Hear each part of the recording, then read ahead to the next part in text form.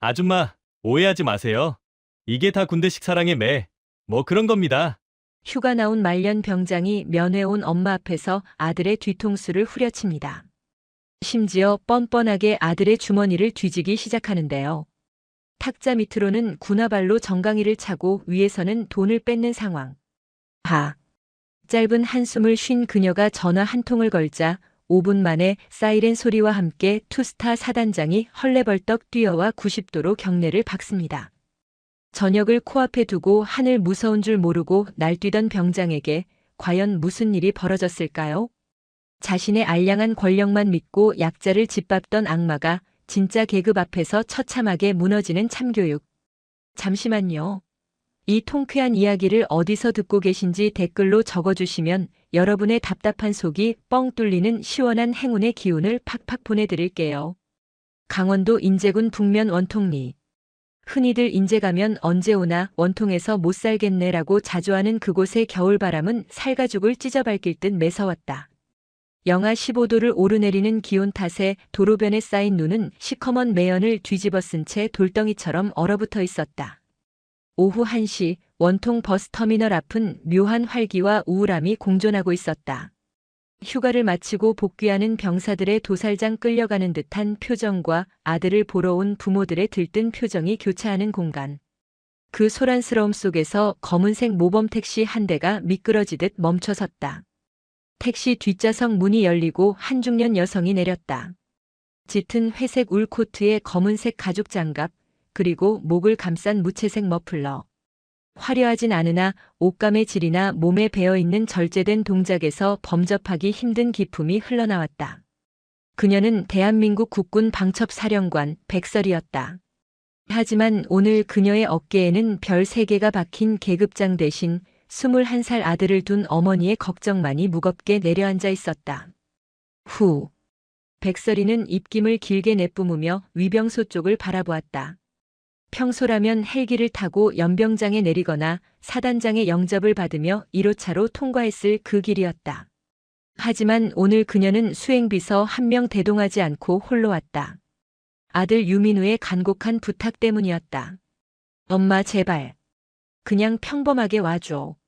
나 튀기 싫어. 제발 부탁이야. 일주일 전 공중전화 너머로 들려오던 아들의 목소리는 지나치게 가늘게 떨리고 있었다. 30년 군 생활을 통해 산전수전 다 겪은 백설이의 촉이 뇌리에서 경고음을 울렸다. 단순한 투정이 아니었다. 그것은 살려달라는 구조 신호에 가까웠다. 백설이는 택시기사에게 짧게 목례를 하고 면회 장소로 지정된 부대 앞 숯불갈비집 을지회관으로 걸음을 옮겼다. 식당 안은 이미 삼겹살 굽는 연기와 병사들의 왁자지껄한 소음으로 가득 찼다. 이모, 여기 소주 한 병 더요. 야, 많이 먹어라. 들어가면 또 짬밥이다. 여기저기서 들려오는 소리들. 백설이는 구석진 자리에 앉아 출입문을 주시했다. 약속 시간인 1시 10분이 지났지만 아들은 나타나지 않고 있었다. 1분이 1시간처럼 느껴졌다. 손목시계의 초침이 1시 20분을 넘길 무렵 식당 문이 조심스럽게 열렸다. 백설이의 눈동자가 흔들렸다. 문을 열고 들어온 군인. 헐렁한 전투복 상에 푹 눌러쓴 베레모 아래로 보이는 앙상한 턱선. 입대 전 헬스 동아리 활동을 하며 탄탄했던 체격은 온데간데 없고 마치 기근에 시달린 난민처럼 말라버린 청년이 서 있었다. 민우야. 백설이가 자리에서 벌떡 일어났다. 유민우는 엄마의 목소리에 화들짝 놀라며 주변을 두리번거렸다. 마치 죄를 짓다 들킨 사람처럼 혹은 누군가 자신을 감시하고 있다는 듯한 불안한 눈빛이었다. 엄마. 민우가 절뚝거리며 다가왔다. 백설이는 본능적으로 아들의 걸음걸이가 부자연스럽다는 것을 눈치챘다. 왼쪽 다리에 무게를 싣지 못하고 있었다. 앉아, 일단 앉아. 너 왜 이렇게 말랐니? 다리는 왜 그래? 백설이가 아들의 손을 잡으려 했다. 그 순간 민우가 감전된 사람처럼 손을 뒤로 획 뺐다. 아, 아니야. 훈련하다가 빙판길에서 넘어졌어. 괜찮아. 민우의 목소리는 갈라져 있었다. 백설이는 억장이 무너지는 것을 참으며 짐짓 태연하게 자리에 앉았다. 그래, 겨울엔 조심해야지. 뭐 먹고 싶어? 소갈비 시킬까? 아니, 그냥 돼지갈비 먹을래. 빨리 나오는 걸로.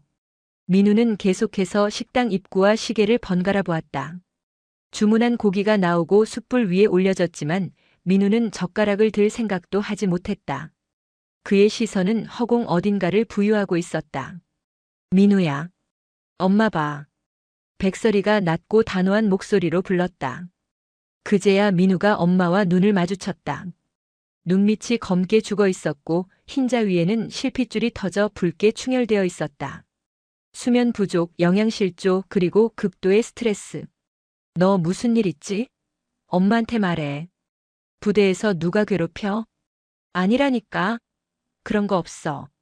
그냥 내가 적응을 잘 못해서 그래. 민우가 신경질적으로 반응하며 물컵을 집어들었다. 하지만 손이 너무 심하게 떨려 물이 테이블 위로 찰랑거렸다. 백설이는 더 이상 참지 못하고 아들의 소매를 걷어올리려 했다. 손 좀 보자. 왜 이렇게 떨어? 하지 마. 놔두라고 좀. 민우가 거칠게 뿌리치던 그 찰나 걷어올려진 전투복 소매 안쪽으로 백설이의 매서운 눈이 무언가를 포착했다. 손목 안쪽 동맥이 흐르는 얇은 피부 위에 선명하게 찍힌 둥근 화상 자국들. 하나가 아니었다. 셋, 넷. 담뱃불로 지저끈 흔적이었다. 그리고 그 위로 겹쳐진 시퍼런 멍 자국들. 백설이의 심장이 차갑게 식어내렸다. 이것은 훈련 중 부상이 아니었다. 명백한 고문이었다. 유민우. 이거 뭐야? 백설이의 목소리에서 어머니의 따뜻함이 사라지고 사령관의 서슬 퍼런 냉기가 흘러나왔다. 민우는 사색이 되어 소매를 황급히 내렸다. 모기 물려서 긁은 거야. 한겨울 원통에 모기가 산다고. 너 지금 엄마를 바보로 아는구나. 백설이가 테이블을 짚고 일어나려는 순간이었다. 식당 문이 쾅 하고 거칠게 열리며 찬 바람과 함께 시끄러운 소음이 들이닥쳤다. 아따 춥다 추워. 야 자리 있냐? 전투복 상에 단추를 두어 개 풀어 헤치고 베레모는 삐딱하게 쓴 병장 한 무리가 들어왔다.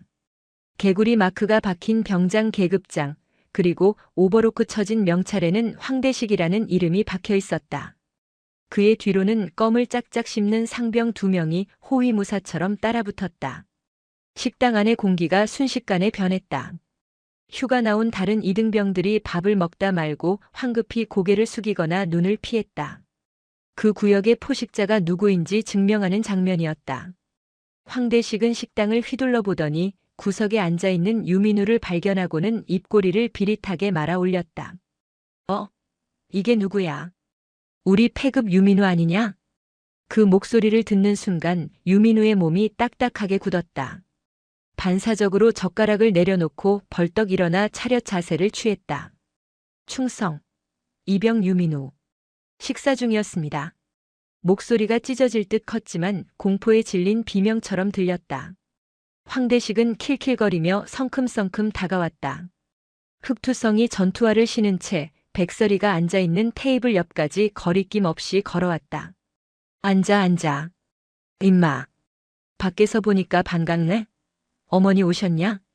황대식은 백설이를 훑어보았다. 그의 눈빛에는 어른에 대한 공경심 따위는 없었다. 그저 돈 좀 있어 보이는 아줌마 혹은 먹잇감의 보호자 정도로 인식하는 끈적한 시선이었다. 안녕하십니까, 아줌마. 제가 민우 많이 아끼는 선임 황대식 병장입니다. 민우가 군 생활을 아주 스펙터클하게 잘하고 있어서 제가 특별히 교육 좀 시키고 있습니다. 스펙터클이라는 단어에 담긴 조롱. 백설이는 아무런 대꾸 없이 황대식의 눈을 똑바로 응시했다. 보통의 민간인 아줌마라면 당황해서 인사를 받거나 굽신거렸겠지만 백설이의 눈빛은 미동도 없었다. 마치 작전지도 위에서 적의 좌표를 찍는 지휘관의 눈이었다. 그 서늘한 침묵에 황대식의 눈썹이 꿈틀했다. 기분이 나쁘다는 뜻이었다. 야 유민우. 너네 엄마는 원래 이렇게 예의가 없으시냐? 선임이 인사를 하는데 씹으시네. 퍽. 말이 끝남과 동시에 황대식의 손바닥이 유민우의 뒤통수를 강타했다. 둔탁한 타격음이 고깃집의 소음을 뚫고 백설이의 귀에 꽂혔다. 민우의 고개가 앞으로 꺾이며 베레모가 벗겨져 숯불 불판 옆으로 굴러떨어졌다. 죄송합니다. 어머니가 잘 모르셔서 그렇습니다. 민우가 황급히 베레모를 주워들며 고개를 조아렸다. 덜덜 떨리는 손, 터질 듯 붉어진 얼굴, 그리고 눈가에 맺힌 눈물. 아들은 엄마가 보는 앞에서 짐승보다 못한 취급을 당하고 있었다. 황대식은 아예 민우의 옆자리에 털썩 주저앉았다. 그러고는 백설이를 보며 뻔뻔하게 웃었다. 아줌마, 오해하지 마세요. 이게 다 군대식 사랑의 매, 뭐 그런 겁니다. 민우가 좀 굼뜨거든요. 아, 배고픈데 고기 좀 같이 먹어도 되죠? 황대식은 대답도 듣지 않고 민우의 앞접시에 놓인 잘 익은 돼지갈비 한 점을 손가락으로 집어 자신의 입에 쳐넣었다. 쩝쩝거리는 소리가 유난히 크게 들렸다. 백설이는 테이블 아래로 주먹을 꽉 쥐었다. 손톱이 살을 파고들어 피가 배어나올 지경이었다. 그녀의 머릿속에서 인내라는 퓨즈가 끊어지기 일보 직전이었다. 맛있네. 야, 민우야, 지갑 꺼내봐. 황대식이 우물거리며 손을 내밀었다. 네? 지갑 말입니까? 새끼야. 나올 때 담배 다 펴서 한갑 사야 되는데 현금이 없네. 너네 엄마한테 용돈 좀 받았을 거 아냐? 빨리 내놔. 형 복귀 시간 얼마 안 남았다. 갈취. 그것도 부모 앞에서. 이것은 단순한 괴롭힘이 아니었다. 민우를 인간으로 보지 않는다는 명백한 증거였다. 민우가 쭈뼛거리며 주머니에서 꼬깃꼬깃한 10,000원짜리 몇 장을 꺼내려 하자 황대식이 민우의 손목을 낚아채며 인상을 썼다. 아니, 지갑을 통째로 달라고. 답답하게 구네 진짜. 황대식이 민우의 전투복 상의 주머니로 손을 쑥 집어넣었다. 민우가 거부하려 몸을 비틀자 황대식은 테이블 밑으로 민우의 정강이를 군화발로 걷어찼다. 민우가 외마디 비명을 지르며 테이블 위로 엎어졌다. 그 충격으로 물컵이 쓰러지고 물이 백설이의 코트 위로 쏟아졌다. 정적이 흘렀다. 식당 안의 모든 시선이 그 테이블로 쏠렸다. 황대식은 잠시 멈칫하더니 이내 적반하장으로 소리쳤다. 아씨야, 너 때문에 어머니 옷 다 젖었잖아. 똑바로 안 해? 그때였다. 그 손때. 낮지만 식당 안의 공기를 얼어붙게 만드는 목소리가 들렸다. 백설이가 천천히 자리에서 일어났다. 젖은 코트를 털 생각조차 하지 않은 채 그녀의 눈은 오직 황대식이라는 목표물에 고정되어 있었다. 뭐요? 황대식이 어이없다는 듯 고개를 돌렸다. 내 아들 몸에 손대지 말라고 했다. 그리고 그 더러운 손 당장 주머니에서 빼. 백설이의 눈빛이 바뀌었다. 그것은 더 이상 아들을 걱정하는 어머니의 눈이 아니었다. 국가 안보를 위협하는 간첩을 색출하여 신문실 의자에 앉혀놓고 내려다보는 방첩 사령관의 눈빛이었다. 너 이름이 황대식이라고 했나? 백설이가 한 걸음 다가갔다. 그 기세에 눌려 황대식의 뒤에 서 있던 상병들이 저도 모르게 뒷걸음질 쳤다. 지금 이 순간부터 내군 생활은 내가 끝장낸다. 원통의 칼바람보다 더 차가운 선전포고였다. 지금 이 순간부터 내군 생활은 내가 끝장낸다. 백설이의 선전포고는 갈빗집의 소음을 뚫고 황대식의 고막에 정확히 꽂혔다. 하지만 그 경고는 황대식에게 위협이 아닌 코미디로 받아들여졌다. 그는 잠시 멍하니 있다가 배를 잡고 낄낄거리기 시작했다. 푸하하.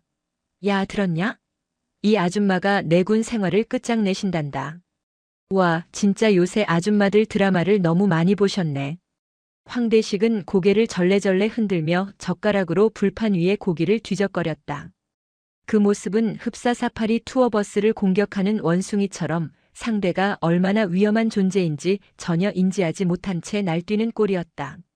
아줌마, 여기가 사회인 줄 아세요? 여기는 강원도 인제군 원통입니다. 민간인 통제구역 코앞이라고요. 당신이 밖에서 뭐 학부모회 회장을 하든 부녀회장을 하든 여기선 제가 법이고 제가 왕입니다. 아시겠어요? 황대식은 들고 있던 소주잔을 바닥에 팍 소리나게 쏟아버렸다. 튀어오른 소주 방울이 백설이의 구두를 적셨다. 명백한 도발이었다. 어머니. 제발요. 그만하세요. 제가 잘못했어요. 유민우가 사색이 되어 백설이의 팔을 붙잡았다. 아들의 손은 얼음장처럼 차가웠고 땀으로 축축했다. 민우야. 비켜라. 엄마 제발. 나 부대 들어가서 죽는 꼴 보고 싶어서 그래. 황 병장님 죄송합니다. 저희 어머니가 갱년기라 감정 조절이 잘 안 되셔서. 민우는 울먹이며 황대식에게 고개를 숙였다. 살기 위해 엄마를 미친 사람 취급해야 하는 아들의 비참함.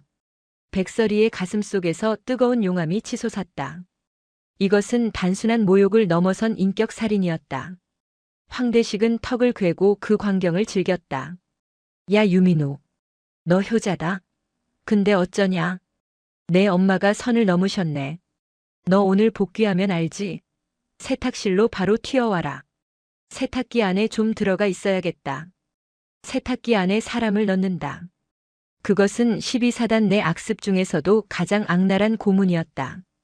좁은 통 안에 사람을 구겨 넣고 물을 뿌리는 짓거리. 백설이는 더 이상 대화가 통할 상대가 아님을 직감했다. 그녀는 핸드백을 열었다. 스마트폰을 꺼내는 손동작에는 한치의 망설임도 없었다. 신고하시게?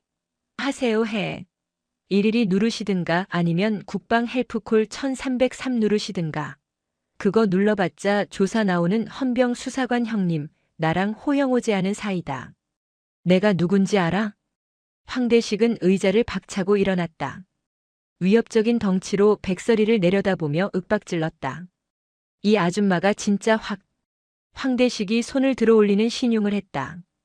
민우가 비명을 지르며 엄마 앞을 막아섰다. 하지만 백설이는 눈 하나 깜짝하지 않고 단축번호 1번을 길게 눌렀다. 통화 연결음이 울리기도 전에 상대방이 전화를 받았다. 충성. 비서실장입니다. 수화기 너머로 들려오는 절도 있는 목소리.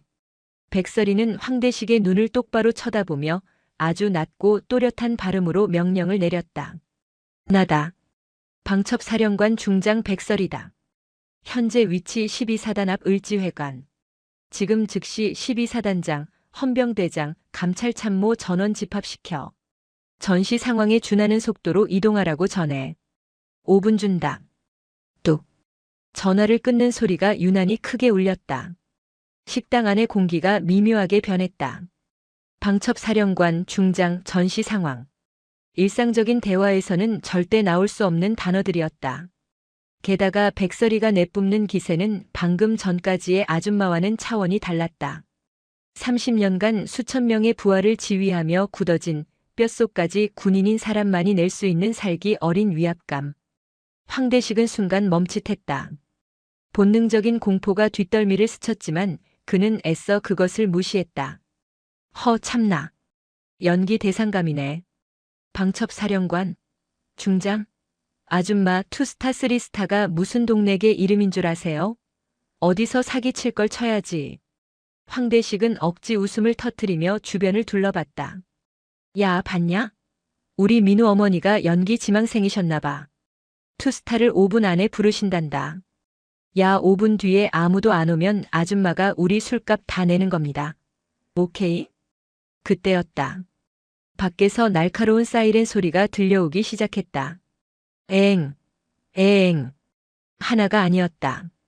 멀리서부터 겹쳐 들려오는 사이렌 소리는 순식간에 가까워지더니 고막을 찢을 듯한 굉음으로 변했다. 을지회관 주차장이 순식간에 아수라장이 되었다. 황대식의 얼굴에서 웃음기가 싹 사라졌다. 창가에 앉아있던 다른 면회객들이 웅성거리며 일어났다. 뭐야? 무슨 일 났어? 저거. 사단장 성판 아니야? 황대식은 떨리는 다리를 이끌고 창가로 다가갔다. 그리고 자신의 눈을 의심했다. 붉은색 성판에 별 2개가 선명한 검은색 세단, 그 뒤를 따르는 헌병대 순찰차 3대 그리고 무장 병력을 태운 5분 대기조 트럭까지. 12사단 본부의 핵심 전력이 고작 고깃집 하나를 포위하고 있었다. 설마. 황대식의 입술이 파르르 떨렸다. 뒤에 있던 상병들은 이미 얼굴이 하얗게 질려 뒷문으로 도망칠 구멍을 찾고 있었다. 식당 출입문이 부서질 듯 열렸다. 전원 동작 그만. 그대로 대기. 헌병들이 들이닥치며 식당 내부를 장악했다. 그리고 그들 사이로 정모가 삐뚤어질 정도로 급하게 달려온 중년의 남자가 들어왔다. 왼쪽 가슴에 달린 휘장과 어깨에 계급장이 번쩍였다. 제12보병 사단장 최철민 소장이었다. 최 소장은 거친 숨을 몰아쉬며 식당 안을 두리번거렸다. 그리고 구석에 서 있는 회색 코트를 입은 여성을 발견하자마자 눈이 튀어나올 듯 커졌다. 그는 주저없이 달려와 백설이 앞에 섰다. 쾅! 발을 구르는 소리가 식당 바닥을 울렸다. 충성! 제12보병 사단장 소장 최철민, 사령관님의 방문을 신고합니다. 그 순간 황대식의 세상이 무너져 내렸다. 식당 안은 진공 상태가 된 듯 정적이 흘렀다. 숯불 타는 소리와 사단장의 거친 숨소리만이 들려왔다. 황대식은 입을 떡 벌린 채 그 광경을 지켜보았다. 자신이 하늘처럼, 아니 신처럼 여기던 사단장이 고작 이등병의 엄마에게 식은땀을 흘리며 부동자세로 경례를 하고 있었다. 다리에 힘이 풀렸다. 무릎뼈가 서로 부딪히며 딱딱거리는 소리를 냈다. 백설이는 천천히 자리에서 일어났다. 그녀는 경례를 받아주지 않았다. 대신 차갑게 가라앉은 눈으로 최철민 소장을 내려다보았다. 최 소장, 자네 부대 관리를 아주 훌륭하게 하더군. 칭찬이 아니었다. 그것은 사형 선고나 다름없는 비꼬음이었다. 최 소장의 등줄기에 식은땀이 흘러내렸다. 국군방첩사령관, 군내의 모든 정보와 감찰권을 쥔 국방부 장관조차 함부로 대하지 못하는 실세 중의 실세. 그런 그녀가 예고도 없이, 그것도 사복 차림으로 분노에 찬 상태로 나타났다. 송구합니다. 미처 연락을 받지 못해 영접이 늦었습니다. 영접? 내가 지금 밥 얻어먹으러 온 것 같나? 백설이가 시선을 돌려 멍하니 서 있는 황대식을 가리켰다. 내 아들 유민우 이병의 선임이라는 자다. 이름은 황대식. 최 소장의 시선이 황대식에게 꽂혔다. 그 눈빛에는 내 놈이 감히 내 목을 조르는구나라는 살기가 서려 있었다. 황대식은 저도 모르게 털썩 주저앉았다. 오줌이 찔끔 새어나왔다. 사단장님. 그게 아니라. 저는. 황대식이 뭐라 변명하려 입을 떼기도 전에 백설이의 목소리가 벼락처럼 떨어졌다. 저 병사가 내 면전에서 내 아들을 구타하고 금품을 갈취하더군. 심지어 나를 협박까지 했어. 방첩사령관인 나를 말이야. 최 소장의 얼굴이 흑빛이 되었다. 민간인 폭행도 모자라 상관 모욕, 그것도 3스타를 협박했다니. 이건 단순한 영창감이 아니었다. 헌병대장. 예. 헌병대장 중령 박성훈입니다. 지금 당장 저 병사를 긴급 체포해. 혐의는 상관 모욕, 특수폭행, 공갈 협박, 그리고 국군조직법 위반이다. 수갑 채워. 알겠습니다. 체포해. 헌병대장의 지시에 헌병 2명이 득달같이 달려들어 황대식을 제압했다. 아닙니다. 사단장님. 오해입니다. 저는 그냥 장난친 겁니다. 민우야. 말 좀 해봐. 장난이었다고. 황대식은 바닥에 얼굴이 지시겨진 채로 발버둥치며 유민우를 찾았다. 하지만 유민우는 백설이의 등 뒤에서 떨고 있을 뿐이었다. 입 닥쳐. 내 놈이 감히 어디서 주둥이를 놀려. 최 소장이 버럭 소리를 질렀다. 백설이는 손수건을 꺼내 젖은 코트를 닦는 척하며 헌병들에게 끌려가는 황대식의 뒷모습을 싸늘하게 응시했다.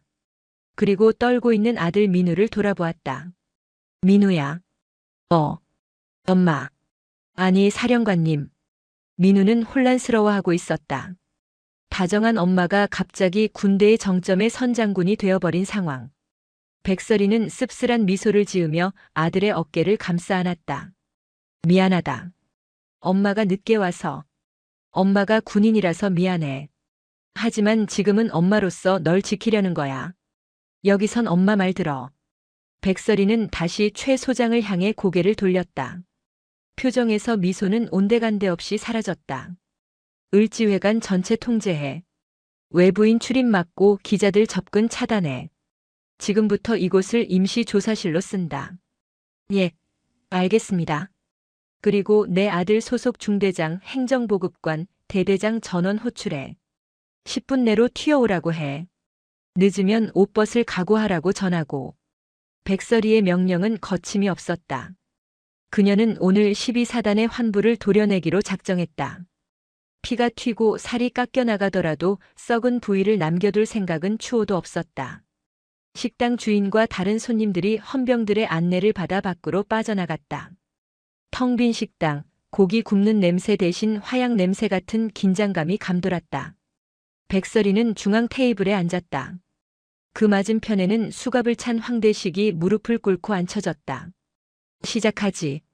백설이가 턱짓했다. 이것은 신문이 아니었다. 심판의 시작이었다. 을지회관의 블라인드가 모두 내려졌다. 대낮임에도 불구하고 실내는 어두침침했고 천장의 형광등만이 창백한 빛을 뿌리고 있었다. 황대식은 바닥에 무릎을 꿇은 채 고개를 들지 못했다. 방금 전까지 자신이 왕처럼 군림했던 그 장소가 이제는 자신의 처형대가 되어 있었다. 그의 양옆에는 건장한 헌병 수사관들이 버티고 서 있었다. 백설이는 테이블 위에 스마트폰 녹음기를 켜며 말했다. 황대식, 지금부터 묻는 말에 사실대로 대답하면 정상 참작의 여지라도 주겠다. 하지만 거짓말을 하거나 기억이 안 난다고 발뺌하면 넌 군 교도소에서 썩다가 늙어 죽게 될 거다. 알겠나? 황대식은 대답하지 않았다. 아직 상황 파악이 덜 된 것인지 아니면 뼛속까지 박힌 반항심 때문인지 입을 꾹 다물고 있었다. 그는 속으로 계산기를 두드리고 있었다. 어차피 폭행이다. 영창 15일 길어야 휴가 제한이다. 밖에서 백 좀 쓰면 된다. 그의 얄팍한 생각을 읽은 듯 백설이가 코웃음을 쳤다. 단순 폭행으로 끝날 거라고 생각하나 보군. 헌병대장, 저놈 관물대랑 생활관 수색 결과 나왔나? 예, 방금 1차 보고 들어왔습니다. 헌병대장이 태블릿 PC를 백설이에게 건넸다. 백설이는 화면을 스크롤하며 내용을 은조렸다. 재밌군. 황대식 병장 관물대에서 발견된 물품 리스트. 타 병사 명의의 신용카드 5장, 대포 통장 3개, 그리고 다량의 현금 300만 원. 거기다 미개봉된 PX 홍삼 세트 20박스. 백설이가 고개를 들어 황대식을 보았다. 이게 다 뭐지? 군대에서 장사라도 했나? 황대식의 눈동자가 심하게 흔들렸다. 그것은 자신의 아킬레스건이었다. 그게 애들이 맡겨놓은 겁니다. 제가 관리해준다고. 관리? 남의 카드로 불법 사설 토토 사이트에 접속해서 베팅하는 게 관리인가? 백설이가 태블릿 화면을 황대식의 코앞에 들이밀었다.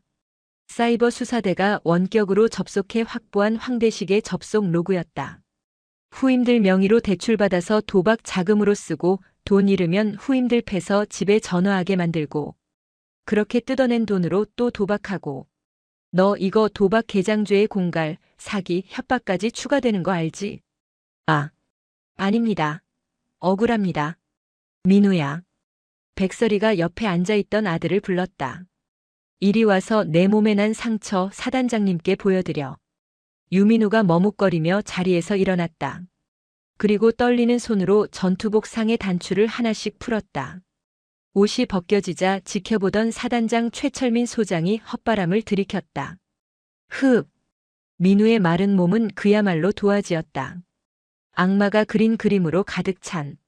배와 가슴에는 군화발로 차인 시퍼런 멍이 겹겹이 쌓여 있었고 옆구리와 등에는 담뱃불로 지진 화상 자국이 10여 개가 넘었다. 심지어 허벅지 안쪽에는 예리한 커터 칼로 그은 듯한 흉터까지 보였다. 에이, 이게만도 못한 새끼가. 최 소장은 말을 잇지 못했다. 자신의 부대에서 이런 일이 벌어지고 있었다는 사실에 대한 수치심과 분노가 뒤섞였다. 이건 단순 가혹행위가 아니야. 고문이다. 제네바 협약에서도 포로한테 이렇게는 안 해. 백설이의 목소리는 차분해서 더 무서웠다. 황대식, 내 아들이 내 샌드백이었나? 스트레스 풀고 돈 나오는 자판기였어? 그때 식당 밖에서 또 다른 차량 행렬이 도착하는 소리가 들렸다. 검은색 스타렉스 베노대. 번호판도 없고 부대 마크도 없는 일명 방첩사 기동 타격대 차량이었다. 문이 열리고 검은색 전술 조끼를 입은 요원들이 들이닥쳤다. 그들의 등에는 국군방첩 사령부라는 글자가 선명하게 박혀 있었다. 사령관님, 수사단 도착했습니다. 수사단장이 백설이에게 격려했다. 좋아. 지금 즉시 12사단 영연대 영대대로 진입해. 목표는 황대식과 관련된 모든 인원이다. 동기, 후임, 그리고 이를 방조한 간부들까지 싹 다 잡아들여. 압수수색 영장은 국방부 장관 승인받아서 날아오고 있으니까 선조치 후보고해. 예, 알겠습니다. 요원들이 썰물처럼 빠져나갔다. 그 모습을 보며 황대식은 비로소 깨달았다. 자신이 건드린 것은 단순한 이등병의 엄마가 아니라 대한민국 군대라는 거대한 시스템 그 자체라는 것을. 먹이사슬의 최상위 포식자가 진짜 이빨을 드러낸 순간 하위 포식자는 그저 한 끼 식사거리에 불과했다. 자, 이제 시작이야. 2라운드 가자. 백설이는 싸늘하게 웃으며 다음 타깃을 지목했다. 식당 문이 열리고 얼굴이 하얗게 질린 대대장과 중대장, 행정보급관이 줄지어 들어오고 있었다. 그들의 다리는 이미 풀려 있었다. 을지회관은 더 이상 고깃집이 아니었다. 테이블마다 노트북과 수사 서류가 산더미처럼 쌓인 야전 지휘소로 변해 있었다. 방첩사 수사 요원들은 식당 주방까지 점거하여 디지털 포렌식 장비를 가동하고 있었다. 백설이는 중앙 테이블에서 갓 출력된 따끈따끈한 보고서를 넘기고 있었다. 종이 한 장 한 장이 넘어갈 때마다 그녀의 미간 주름은 깊어졌다. 그것은 단순한 비리가 아닌 피로 쓰인 기록이었다. 사령관님, 이것 좀 보셔야겠습니다. 수사단장 김대령이 낡은 서류철 하나를 들고 다가왔다. 표지에는 202X년 부대 사건 사고 처리부라고 적혀 있었고 대회비 도장이 희미하게 찍혀 있었다. 6개월 전 황대식 병장이 소속된 3중대에서 발생한 계단 실족 사고 기록입니다. 백설이가 서류를 받아들었다. 일병 박정훈. 야간 점호 준비 중 급하게 이동하다가 계단에서 발을 헛디뎌 굴러떨어짐. 좌측 대퇴골 복합골절 및 십자인대 파열. 의병 제대 조치. 겉보기엔 흔한 군대 내 안전사고였다. 하지만 백설이의 눈은 첨부된 엑스레이 사진과 군의관 소견서의 작은 글씨를 놓치지 않았다. 김대령. 사람이 계단에서 구르면 본능적으로 어떻게 되지? 팔을 뻗어 머리나 몸을 보호하려 합니다. 손목이나 팔꿈치에 타박상이 남는 게 일반적입니다. 그런데 이 엑스레이를 봐. 상체는 너무 깨끗해.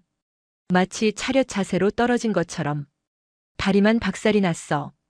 백설이의 목소리가 낮게 깔렸다. 이건 실수로 구른 게 아니야. 누군가 뒤에서 밀었거나 아니면 더 이상 맞기 싫어서 스스로 뛰어내린 거지. 수사단장이 침통한 표정으로 고개를 끄덕였다. 맞습니다. 저희가 박정훈 일병과 당시 같은 생활관을 썼던 전역자를 긴급 수소문해서 통화했습니다. 증언이 나왔습니다. 수사단장이 녹음 파일을 재생했다. 스피커를 통해 떨리는 목소리가 흘러나왔다. 그거 사고 아니에요. 정훈이 황 병장한테 매일 맞았어요. 그날도 점호 청소 똑바로 안 했다고 화장실로 끌려가서 나오면서 울더라고요. 다리가 부러져서라도 집에 가고 싶다고. 차라리 병신이 되는 게 낫다고. 을지회관 안에 무거운 정적이 감돌았다. 살기 위해 스스로 다리를 부러뜨려야 했던 21살 청년의 절규. 그리고 그걸 알면서도 안전사고로 덮어버린 지휘관들. 백설이는 입술을 깨물었다. 피맛이 났다. 더 있어? 또 덮은 거 뭐 있나? 하나 더 있습니다. 3개월 전 이등병이 국방 헬프콜에 황대식의 가혹행위를 신고한 적이 있습니다. 그런데 수사단장이 태블릿 화면을 띄웠다. 인트라넷 망에 남아있는 로그 기록이었다. 신고가 접수된 지 30분 만에 삭제되었습니다. 그리고 신고자였던 김민수 이병은 일주일 뒤에 최전방 GOP 대대로 전출되었습니다.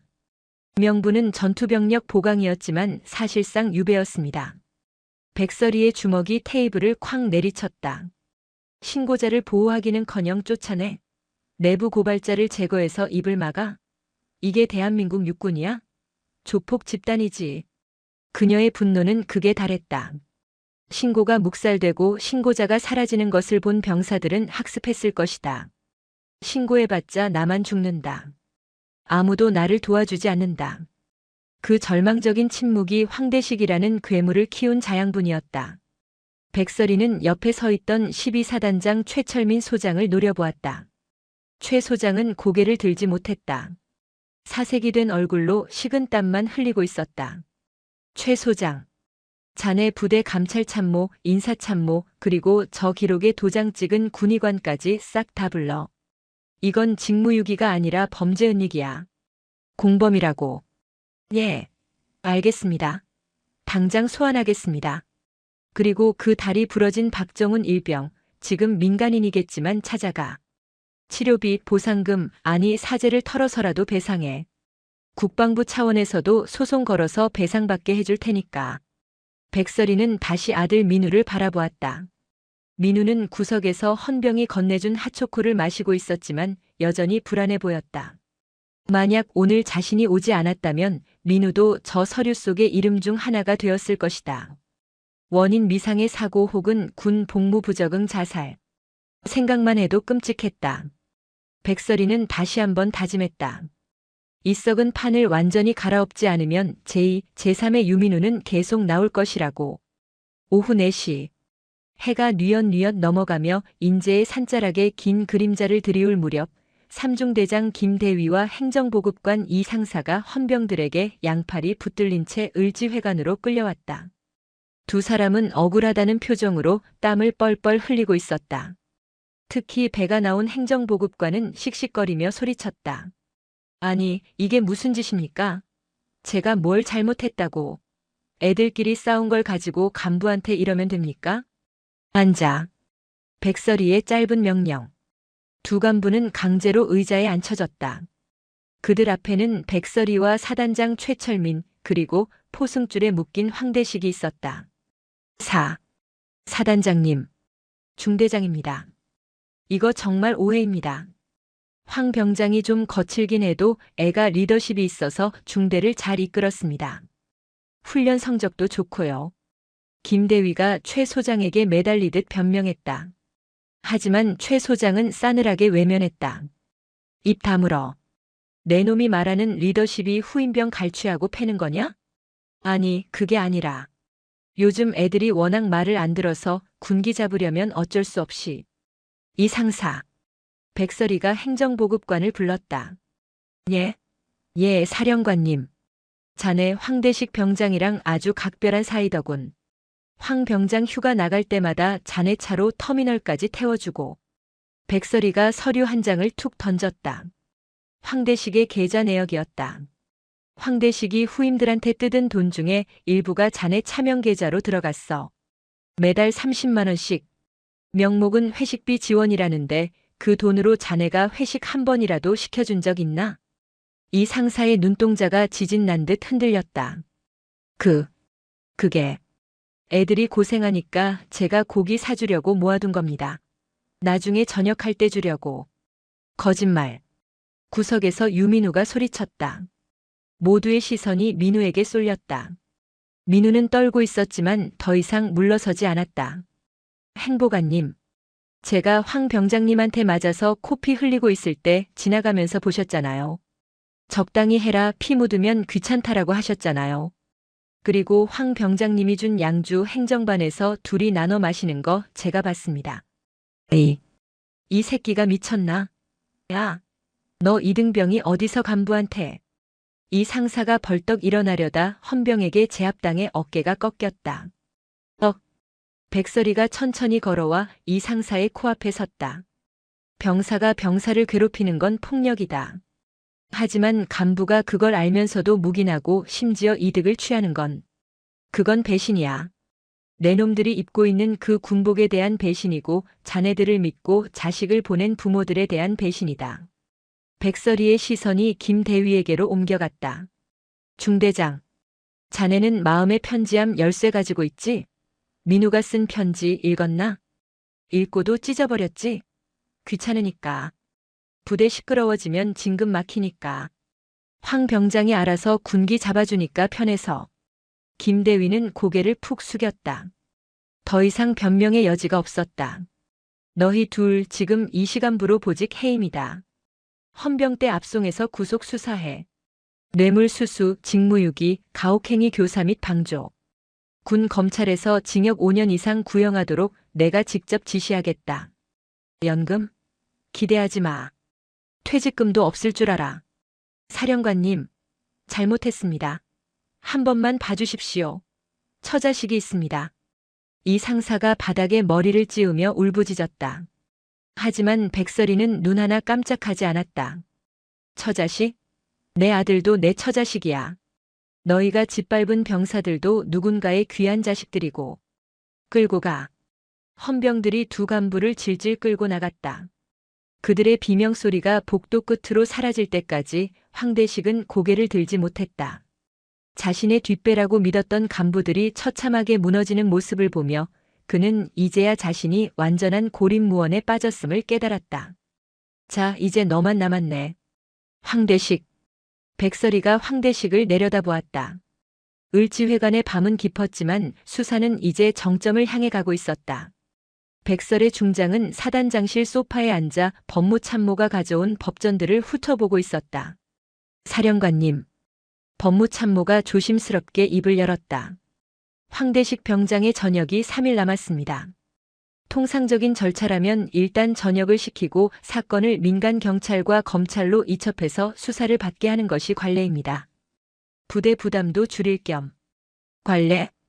백설이가 법전을 탁 덮으며 법무참모를 쏘아보았다. 민간으로 넘기면 어떻게 될지 몰라서 그래. 초범이고 반성문 쓰고 변호사 써서 합의하면 집행유예로 풀려날 게 뻔해. 그럼 그놈은 술 마시면서 군대 별거 아니네 떠들고 다니겠지. 백설이는 자리에서 일어나 창밖을 가리켰다. 나는 그 꼴 못 본다.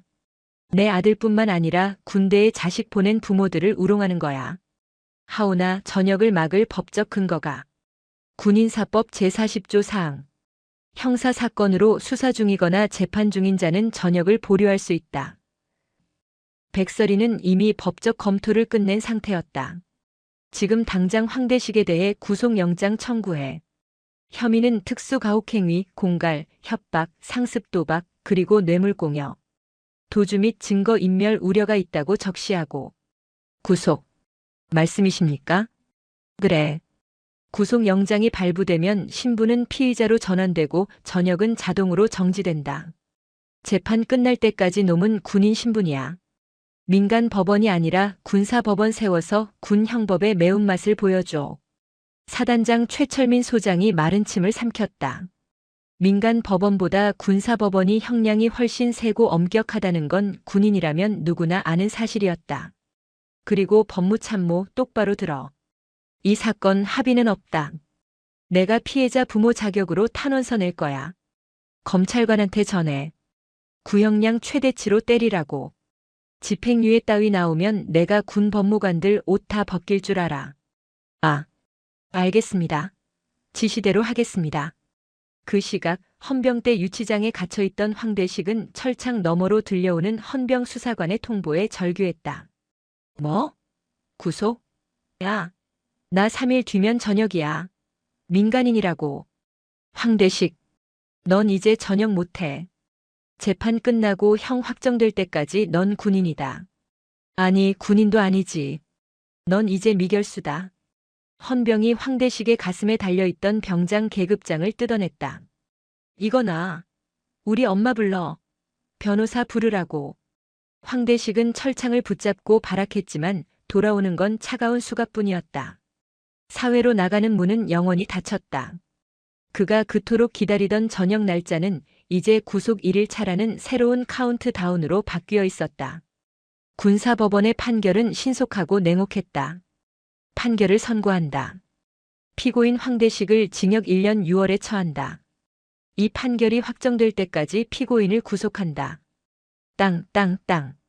군판사의 의사봉 소리가 법정의 공기를 갈랐다. 황대식의 다리가 풀렸다. 방청석에 앉아있던 그의 어머니가 비명을 지르며 실신했다. 아, 안 돼. 판사님, 우리 대식이 3일 뒤면 제대해요. 1년 6개월이라니요. 하지만 헌병 교도관들은 감정이 없었다. 그들은 멍하니 서 있는 황대식의 양팔을 거칠게 낚아챘다. 피고인 이동합니다. 자, 잠깐만요. 저 집에 못 가요? 저 저녁은요? 저녁증은요? 황대식이 헛소리처럼 중얼거렸다. 교도관은 대답 대신 그의 손목에 차가운 수갑을 채웠다. 그 소름 끼치는 금소금이 황대식의 군 생활, 아니 20대 청춘의 종말을 알리는 종소리였다. 경기도 이천시 국군교도소 신입 수용동. 황대식은 태어나서 처음으로 갈색 수의를 입었다. 거울 속에 비친 자신의 모습은 더 이상 대한민국 육군 병장이 아니었다. 왼쪽 가슴에 붙어있던 병장 황대식이라는 자랑스러운 명찰은 뜯겨나갔고 그 자리에는 흰색 천에 검은 글씨로 쓰인 2405라는 숫자만이 박음질되어 있었다. 2405번. 여기가 내 방이다. 교도관이 가리킨 곳은 1.5평 남짓한 독방이었다.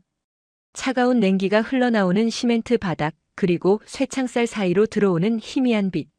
저기, 교도관님. 저 여기서 얼마나 있어야 합니까?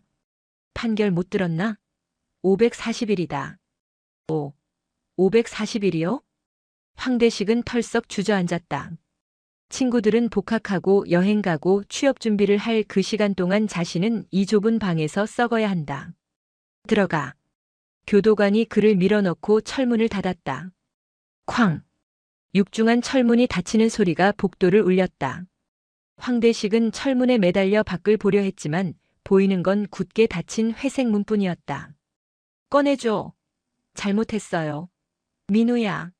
민우야 한 번만 살려줘. 사령관님. 제발이요. 그가 아무리 목이 터져라 비명을 질러도 대답하는 이는 없었다. 돌아오는 건 옆방 수감자의 짜증 섞인 고함뿐이었다. 아, 존나 시끄럽네. 신입 조용히 안 해? 황대식은 바닥에 머리를 박고 오열했다. 저녁 D-3일. 그 숫자는 이제 아무런 의미가 없었다. 그에게 남은 건 전과자라는 낙인과 끝이 보이지 않는 징역의 시간뿐이었다. 그는 어둠 속에서 자신의 어리석음을 저주하며 무너져 내렸다. 같은 시각 12사단 위병소 앞. 모든 조치를 끝낸 백설의 중장이 검은색 세단에 오르려 하고 있었다. 그 옆에는 사복으로 갈아입은 유민우가 서 있었다. 민우는 의병 전역 대신 남은 복무 기간을 채우기로 결심했다. 다만 부대는 후방의 행정부대로 옮겨지게 되었다. 민우야. 내 어머니. 속이 좀 시원하니?